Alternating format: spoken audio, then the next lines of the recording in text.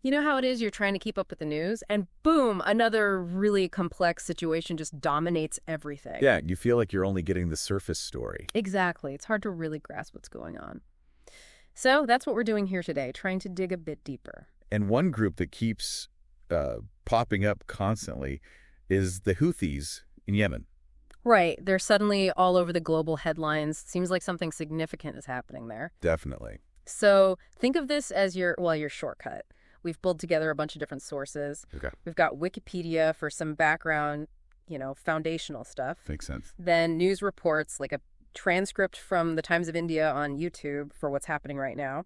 Just using angles. And also some deeper analysis from places like Just Security, military.com, Al Jazeera, Relief Web, just to get that broader picture. Good range of perspectives there. Yeah, the idea is to synthesize all that, give you a clearer view of who the Houthis are, what they're about, why their actions matter. But without drowning in every single detail. Exactly. We don't want to get lost in the weeds. We're hunting for the key takeaways, maybe some things that aren't immediately obvious. Okay, sounds like a plan. We want people to feel informed, not just overwhelmed. Precisely. So let's start at the beginning. Lay that groundwork. Who are the Houthis? Where did they come from? All right. So the sources say they emerged back in the 1990s in Yemen. Okay, 90s. Their official name is actually Ansar Allah. Ansar Allah, which means?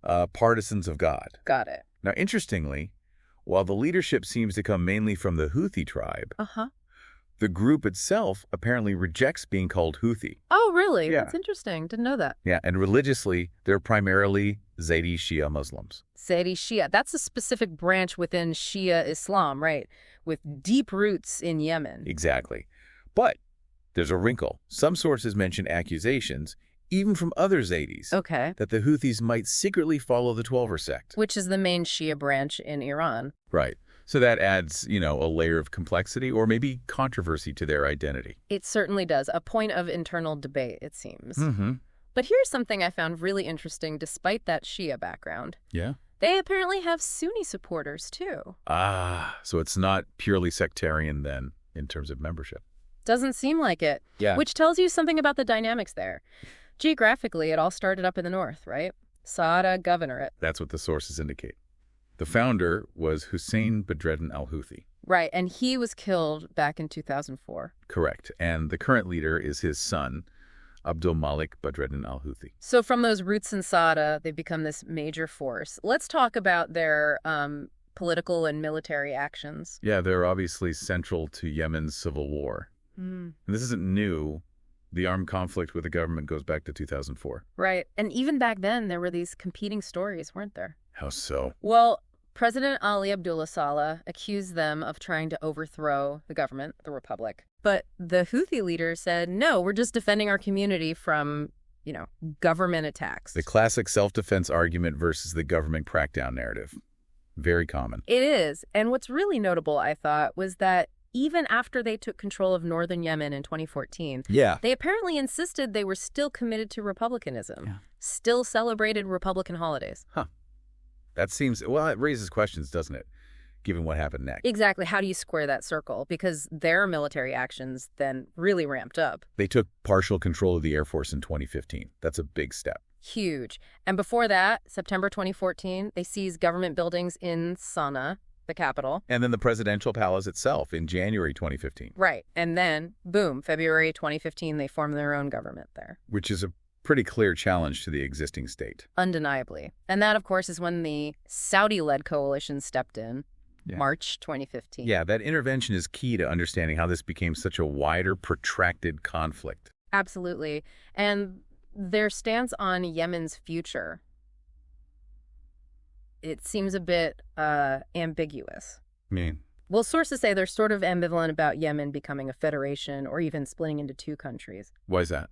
The concern seems to be about marginalizing the northern tribes, their main support base. Ah, okay. So it's tied to their core constituency, not just abstract political theory. Seems that way. And you mentioned alliances. That whole situation with former President Saleh is fascinating. Yeah, the guy they originally fought against back in 2004. Right. They formed an alliance, and then in late 2017, it completely fell apart. And they ended up killing him. Yeah. Just shows how volatile things are. Alliances shift constantly. Absolutely. Now, fast forward to the stuff that's really hitting the headlines. Yeah. Now, the Red Sea attacks. Right, the attacks on shipping. They say it's solidarity with Palestinians because of the Gaza bombardment. And the threat is against any ship linked to Israel or heading there, unless aid gets into Gaza. Is that right? That's their stated position, yes. And It's definitely had an impact. A big impact on trade, right? Through that crucial waterway. Hugely disrupted. It's a vital route. And there's been an international response. The U.S. military campaign started around March 15th, 2025, according to one source. Yeah, though CNTCOM, the U.S. military command, hasn't released a ton of public info about it. But some details are out there, like a U.S. strike on Russia's ice support, hit oil facilities, described as the deadliest so far in this campaign. Right. And the Houthis themselves have also apparently hit infrastructure linked to Israel. And the sheer scale of their attacks on ships, over 100 merchant vessels targeted between late 2023 and early 2025.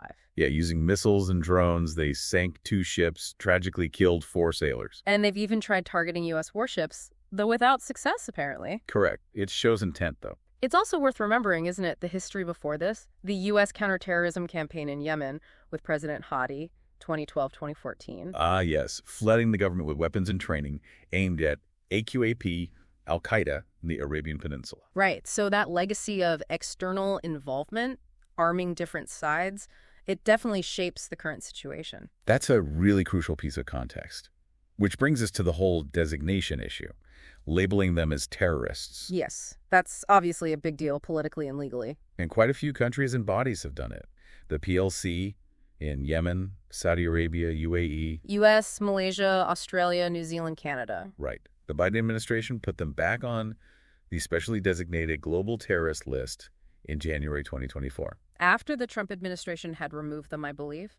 But one source suggested Trump's actual operations against them might have been more expensive. Interesting point. It suggests maybe different strategic calculations or foreign policy focuses between the two administrations. Could be.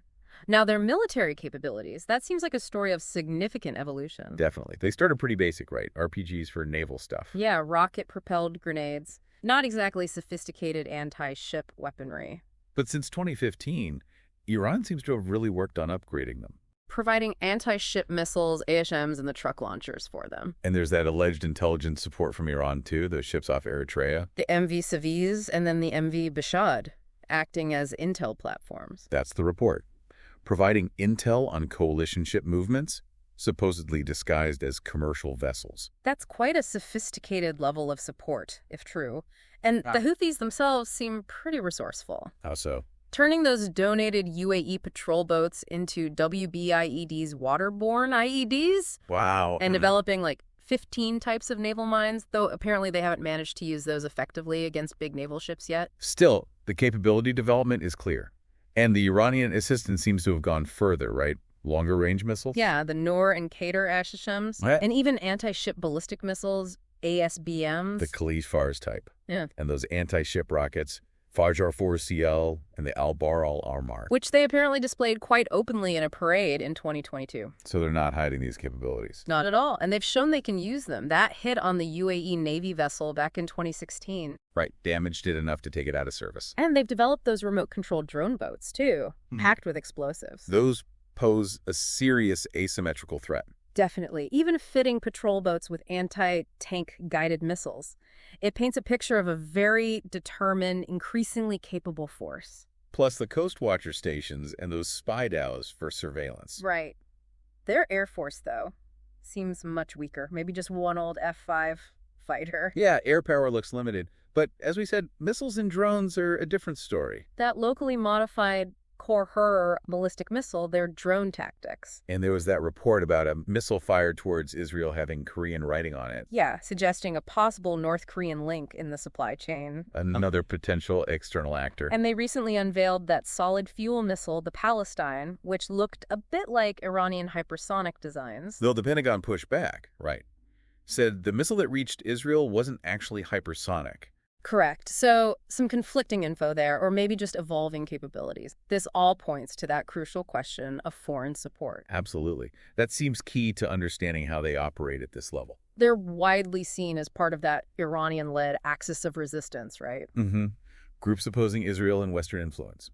And Iran's backing seems pretty substantial. Iran's supreme leader even publicly supported the ship attacks. And the U.S. keeps intercepting weapons shipments from Iran, apparently heading for Yemen. Plus sanctions on Iran's IRGC, specifically for supporting the Houthis. So the U.S. government certainly believes Iran is heavily involved. What about others? North Korea? Yeah, reports mention them supplying small arms, other military gear. And Russia. There were some reports, maybe more speculative, about them potentially providing cruise missiles. Right, that was mentioned. And more recently, the U.S. accused China of potentially helping the Houthis with targeting. A Chinese satellite company was named, I think? Yes. China denies direct involvement, says they're promoting peace, but it adds another layer to that complex web of alleged support. It certainly does. Yeah. Okay, we need to shift focus now to something very serious and, frankly, disturbing. The human rights allegations. Yeah. This is grim stuff. Widespread international condemnation. Accusations of deliberately targeting civilians. And using child soldiers. It's horrific. Boys as young as 10 recruited. And girls used in various roles, too. And the reports about how those recruited girls are treated. Sexual violence, forced marriage, child marriage. It's appalling. And the restrictions on women generally. Not being able to travel without a male guardian. Even for healthcare. Which directly hinders humanitarian aid delivery, obviously. Plus those awful reports about using prostitution accusations to defame women, sexual assault in detention, forced virginity tests. It gets even worse. The UN panel of experts documented Houthi forces raping female detainees. Using it as punishment or to force confessions or even forcing them into sex slavery for information? Yes. And the consequences for these women afterwards. Social rejection, even death threats from family. Because of the perceived shame. It's devastating. Just awful. And then there's the obstruction of aid, detaining UN and NGO workers. Which cripples efforts to help the population in a desperate humanitarian crisis. Plus accusations of hostage-taking, diverting aid. And the abuse reportedly extends to LGBTQ plus people, migrants. And forcing Shiite customs on everyone, Shiite and Sunni alike. Changing school curriculums to be more sectarian. Yeah. And even reports of releasing al-Qaeda terrorists. It's a long and disturbing list. It really is. Finally, let's just touch on their slogan. It's quite infamous. It is stark, yes.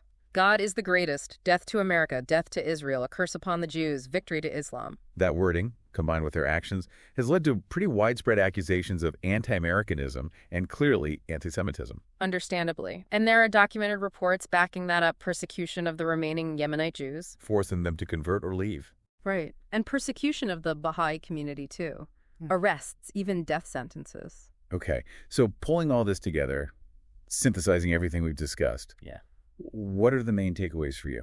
Well, I mean, it's clear the Houthis are incredibly complex and increasingly powerful. Definitely not a simple picture. We have these deep roots in Yemen, this long history of conflict, but also now significant military power seemingly boosted by outside help. Right. Iran being the most frequently cited supporter. But at the same time, there's this incredibly serious shadow over them regarding human rights abuses. A very dark shadow. And their ideology, that slogan, it's highly controversial, drawing global condemnation. I think the key aha moment, if you like, is realizing you have to look beyond just the latest headline about a ship attack. Yeah, you need the context. You need to understand the local grievances, the history in Sada, the Zaidi identity, but also the regional alliances, the role in the axis of resistance, and then the global impact on trade and security. It's all interconnected.